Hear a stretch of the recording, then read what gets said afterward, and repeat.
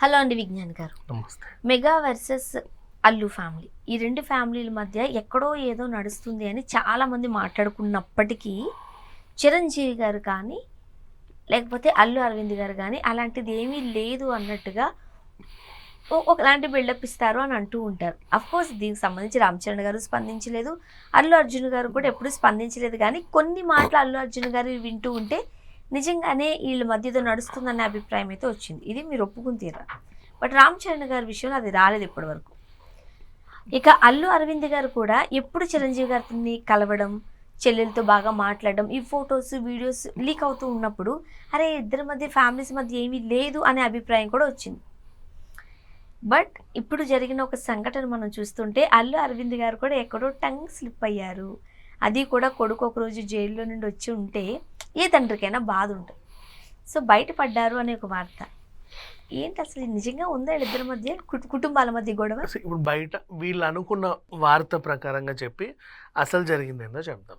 వీళ్ళు అనుకున్న ప్రకారంగా ఏంటంటే అల్లు అరవింద్ గారు ఎప్పటి నుంచో మెగా కుటుంబానికి చాలా ఇదిగా ఉంటారు. పైగా వీళ్ళకి హిట్లు ఫ్లాప్లు సంబంధం లేకుండా ఆయన సినిమాలు తీసేవాడు.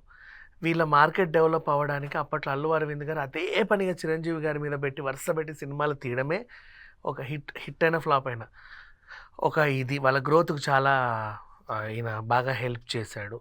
ఇలాంటివన్నీ బాగా ఉన్నాయి. అసలు అల్లు గారే లేకపోతే చిరంజీవి గారు ఎక్కడ అనే వాళ్ళు ఉన్నారు మామూలుగా. నాకు ఎందుకో అది ఓకే అని అనిపించింది. ఎందుకనంటే నిజంగానే అల్లు అరవింద్ గారు సినిమాలు తీశారు కాబట్టి చిరంజీవి గారికి ఇంత ఫ్యాన్ బేస్ వచ్చింది, మెగాస్టార్ అయ్యారు, కాదనలేని వాస్తవం. At the same time megastar Chiranjeevi గారి సినిమాలు హిట్ అవ్వడం వల్ల, దీన్ని తీసిన సినిమాలు హిట్ అవ్వడం వల్ల అల్లు అరవింద్ గారు ప్రొడక్షన్ వాల్యూ కూడా డెవలప్ అవ్వచ్చు అయ్యింది, బాగా సంపాదించుకున్నారు. ఇద్దరు ఒకరి మీద ఒకరు బ్యాలెన్సింగ్ తో ఈ స్టేజ్కి వచ్చారు అనలేదు అని కూడా అనుకోవచ్చు, తప్పలేదు. బట్ వీళ్ళు జనాలు అనుకున్న మాట చెప్తున్నా, ఒక ప్రకారంగా వీళ్ళ వల్లే వీళ్ళు ఉన్నారు అని వాళ్ళ అభిప్రాయం అంతే. సో వాళ్ళ అభిప్రాయపడుతూ ఉన్నప్పుడు చిరంజీవి గారికి ఏం వచ్చినా సరే అల్లు గారు నిలబడ్డారు. అల్లు ఫ్యామిలీకి చిన్న ఇది వస్తే వీళ్ళు నిలబడలేదు అని వాళ్ళు ఫీల్ అయ్యారు ఎందుకో. మరి అంటే వాళ్ళు నిలబడలేదు అనేది వాళ్ళకి తెలియదులే, వీళ్ళు చూసినప్పుడు కనబడలేకపోతే వీళ్ళు అలా అనుకొని ఉండొచ్చు. ఇక్కడ ఏమైంది, చిరంజీవి గారిని అప్పుడెప్పుడో జీవిత రాజశేఖర్ గారు ఏదో అంటే అల్లు అరవింద్ గారు కేసు వేశారు. TV9 దాంట్లో వాళ్ళు ఏదో మాట్లాడితే అది ఇప్పటిదాకా మొన్నటిదాకా నడిచింది. మొన్నటిదాకా నడిచింది. ఆయన కాంప్రమైజ్ అవ్వాల. అంటే చిరంజీవి వాళ్ళ ఫ్యామిలీ మీద ఏదైనా మాట పడితే నాకు అస్సలు సహించాడు అనమాట. అలాంటిది అల్లు వారి ఇంట్లో పాపం వీళ్ళకి ఏదో ప్రాబ్లం వచ్చిందంట. వాళ్ళ అబ్బాయి ఏదో ఎక్కడికో వెళ్తే తొక్కిసలాట అయిందంట, అతన్ని అరెస్ట్ చేశారంట, తను ఇలా అంట అదట ఇదట అని చాలా వార్తలు వచ్చినప్పుడు పాపం ఇప్పుడు వాళ్ళ అధికారంలో ఉన్నాడు వాళ్ళ పార్టీ, డిప్యూటీ సీఎం స్థాయిలో. తలుచుకుంటే ఏమైనా చేయొచ్చు కదా, ఎందుకు ఈ అబ్బాయికి వీళ్ళు ఏం చేయలేదు, పోనీ వచ్చి పరామర్శించలేదు, వెళ్ళి మాట్లాడలేదు, ఎందుకు ఇలా వివక్ష చూపించారు అని చాలామంది అనుకున్నారు. కానీ వెంటనే చిరంజీవి గారు వెళ్ళారే, వెంటనే మన సురేఖ గారు వెళ్ళారే. ఇక అది ఇప్పుడు ఇదంతా కాదన్నా అన్నయ్య కుటుంబీకులు వీళ్ళు. అవును, ఎంత కాదన్నా వీళ్ళు తమ్ముళ్ళే కదా. ఆ ఫ్యామిలీకి వీళ్ళ ఫ్యామిలీకి పిల్లలు బాగా కలుసుకుంటారేమో, కానీ అంత సన్నిహిత సంబంధాలు చిరంజీవి గారికి ఉన్నట్టు ఉండవుగా. వీళ్ళకి ఏంటంటే లైమ్ లైట్లో వాళ్ళకి కనబడకపోతే అలా మాట్లాడుకుంటారు. సో అలా వీళ్ళు ఫీల్ అయ్యారు. పైగా నిన్న అల్లు అరవింద్ని ఆ రోజు నుంచి ఈ రోజు వరకు ఏదోలా చూస్తున్నారు కొడుకు దగ్గరికి వెళ్ళినందుకు. అండ్ అల్లు అర్జున్ని కూడా ఇబ్బందులు పెడుతున్నారు కావాలని వీళ్ళు ఫీల్ అయ్యారు. సరే పోనీలే, ఎందుకు వచ్చిన గొడవ, ఏదో ఒకటి వీళ్ళ మధ్యలో వీళ్ళకు ఉంది అన్నట్లుగా కూడా చాలామంది న్యూట్రల్గా కూడా ఆలోచించారు. బట్ ఇప్పుడు ఏంటంటే అల్లు అరవింద్ గారు నిన్న దిల్ రాజు గారితో వేదిక పంచుకున్నప్పుడు ఆయన ఏమన్నాడంటే, పాప దిల్ రాజు గారు చూడండి, ఒక సినిమా మొన్నే ఒక పెద్ద సినిమా ఫ్లాప్ అయినప్పటికీ ఇంకో సినిమాతో మళ్ళీ సంపాదించుకున్నాడు అన్నాడు. ఫ్లాప్ అయిన సినిమా ఎవరిది? గేమ్ చేంజర్, మా హీరోది. అంటే కావాలనే గేమ్ చేంజర్ మీద అల్లు గిల్లుడు కావాలని దీని మీద బురద జల్లుతున్నారు అని చెప్పేసి అన్నారు. ఇప్పుడు ఈ వార్త ప్రకారంగా నానానికి మరోవైపు అసలు నిజమేంటి? అల్లు అరవింద్ గారు ఒక సీనియర్ నిర్మాత, ఇండస్ట్రీ మొత్తం తెలిసిన ఆయన. అవునా? దిల్ రాజు గారు కూడా ఒక సీనియర్ నిర్మాత, ఎగ్జిబిటర్, డిస్ట్రిబ్యూటర్, ఆయనకు ఉన్నన్ని ఇది ఇంకెళ్ళి ఇప్పుడు టీఎఫ్డిసి చైర్పర్సన్. అండ్ ఎన్నో ఎత్తులు పల్లాలు చూసిన వాళ్ళు. ఒక సినిమా పోతే ఆ ప్రొడ్యూసర్ బాధ ఏంటో ప్రొడ్యూసర్కే తెలుసు. అంతేందుకు వీళ్ళ ఫ్యామిలీలోనే ఒకానొక సందర్భంలో నాగబాబు గారు ఆ సినిమా ఏదో పోయింది, నేను ఉరేసుకోవాలనుకున్నా, చనిపోవాలనుకున్నా అని కూడా చెప్పాడు. అలాంటి నిర్మాతల్ని చూసిన వాళ్ళు ఒక పెద్ద భారీ సినిమా పోయిందట, మళ్ళీ వెంటనే అదే టైంలో ఇంకో సినిమాతో సంపాదించుకోవాలంటే చాలా మంచి విషయం అది. దాన్ని ఒక సీనియర్ నిర్మాత, ఒక బిజినెస్ పర్సన్, ఇంకో బిజినెస్ పర్సన్ పక్కన ఉండగానే ఆ సందర్భాన్ని 10 మందికి చెప్పారు, పంచుకున్నారు.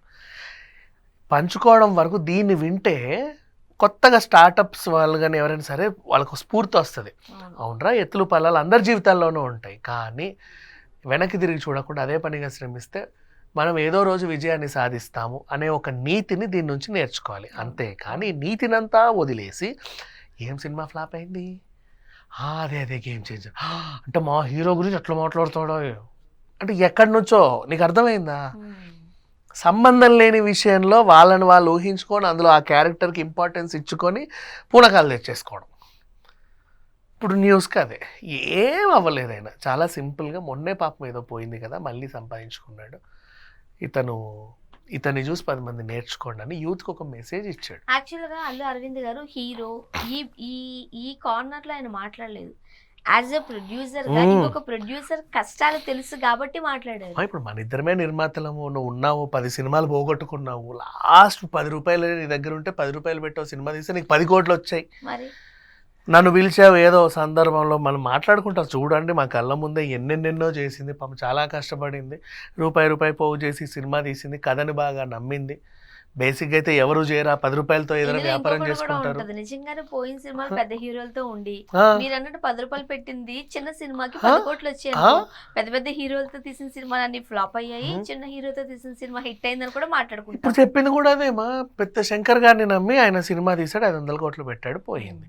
చిన్న డైరెక్టర్ అనిల్ రావిపూడి నమ్ముకుని ఏదో సరదాగా సినిమా తీసాడు, పెద్ద హిట్ అయింది, మంచిగానే మాట్లాడుకున్నాడు, దాంట్లో ఎక్కడ నువ్వు తప్పు తీయాల్సిన అవసరంలా, బట్ అలా చూడాల్సిన అవసరం కూడా లేదు. సో వీళ్ళ మాటలు అర్థమైతే స్ఫూర్తి తెచ్చుకోండి, అంతేగాని ప్రతి దాంట్లో వీళ్ళ క్యారెక్టర్ని ఇన్వాల్వ్ చేసి దానికి ఎక్కువ ఇంపార్టెన్స్ ఇచ్చుకొని పూనకాలు తెచ్చేసుకొని అయ్యయ్యో మాకేదో అన్యాయం జరిగిపోయింది. మీరు అంటుంటే మరి నిజమే, అప్పట్లో ఆరెంజ్ సినిమా అది రామ్ చరణ్ గారేగా ఇందులో. అవును, నాగబాబు గారు నేను ఉరేసుకు చావాలనుకున్నా అన్నాడు, రోడ్డును పడిపోయారట, ఆ పరిస్థితి అన్ని అమ్మేసుకుని సిచ్యువేషన్కి వచ్చేసింది అన్నప్పుడు రూమర్స్ గుర్తున్నాయి. మరి అప్పుడు నాగబాబు మీద ఎందుకు మాట్లాడలేదు? అప్పుడు చిరంజీవి గారు ఏమి సపోర్ట్ చేయలేదు అంట. ఇప్పుడు నీ సినిమా పోతే ఇంత పెద్ద మెగాస్టార్ ఇంటి తమ్ముడు మీరు అవునా కదా, ఓ పక్క పవన్ కళ్యాణ్ గారు ఉన్నారు, అయినా మీరు ఎందుకు అంత స్టేజ్కి వెళ్ళిపోయారు? అఫ్కోర్స్ ఆ తర్వాత పవన్ కళ్యాణ్ గారు చాలా సహాయం చేశారు, చేదోడు వాదోడుగా ఉన్నారు. ఈ రోజు ఇలా నిలబడడానికి మెయిన్ రీజన్ పవన్ కళ్యాణ్ గారు అంటారు. ఆ కృతజ్ఞతతోనే ఈ రోజు ఆయన వెంబడే నాగబాబు గారు నిలుస్తారని కూడా ఉంది. కాకపోతే అక్కడ సొంత అన్నదమ్ములు అయ్యేసరికి దాన్ని ఎవరు పట్టించుకోవట్లేదు. సో ఇప్పుడు నాగబాబు లాంటి ఆయన మీ అదే హీరోతో సినిమా తీసి ఉన్నదంతా పోగొట్టుకొని చచ్చిపోవాలన్న సిట్యువేషన్కి వచ్చి మళ్ళీ బౌన్స్ బ్యాక్ అయ్యి ఈ ఒక రేంజ్ వస్తే అదొక స్ఫూర్తి.